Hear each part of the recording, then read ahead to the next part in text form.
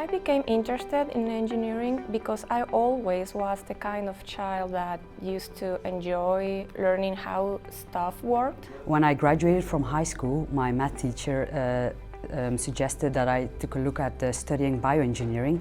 So, because it's like an excellent option for someone who's interested in medicine, but who rather wants to help like people behind the scenes instead of like directly with patients. When I was young, I was always interested in like building things with my hand. And as I started doing my GCSEs and A-levels, I took subjects like design and technology. And then I just decided that since I was doing maths and physics with them as well, that I wanted to apply them a bit more. So I decided engineering was the best choice for me. I decided to study systems engineering because I was fascinated the first time I used a computer. I guess that since then I decided that I wanted to dedicate my life to computers. I decided to study civil engineering because I was really strong in mathematics and physics.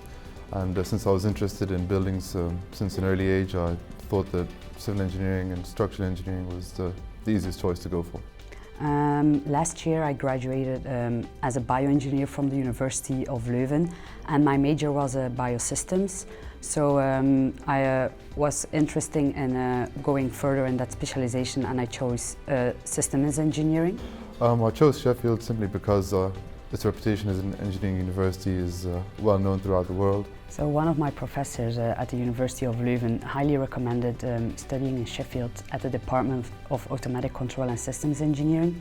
He said that it gives a good balance between theory and practice, which I think is highly valued in the industry. I did my undergrad in biological related sciences in Greece, and as I've said, I wanted to improve my skills as a scientist. I chose this course mainly because I knew that it was going to be challenging. I was interested in wanting to do something that's quite challenging where I could apply myself and I wouldn't be bored.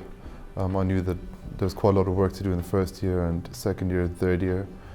So that was mainly why I really wanted to test myself and see how far I could push myself. In my department, I like the fact that you receive many guidance from many experienced people. For instance, my personal tutor helped me to understand the expectations of the university towards a master's student. Also, my dissertation supervisor is helping me on working on the right direction by giving me feedback every week. I've got a design project, which is a group work where we're designing a building. Right now we're at the conceptual stage where we're just looking through different design sketches and everyone's giving their thoughts and opinions.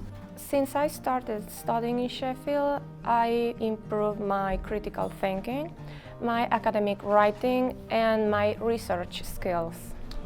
Sheffield shaped me in a number of ways. Growing up I was quite relaxed about things. I wasn't ever really that competitive with myself, but it's definitely made me realise that whenever you work hard at something, you can really achieve whatever you want to. So for me to start off doing a bachelor's and now doing a master's, it's made me realize that you can come a long way when you put the work in.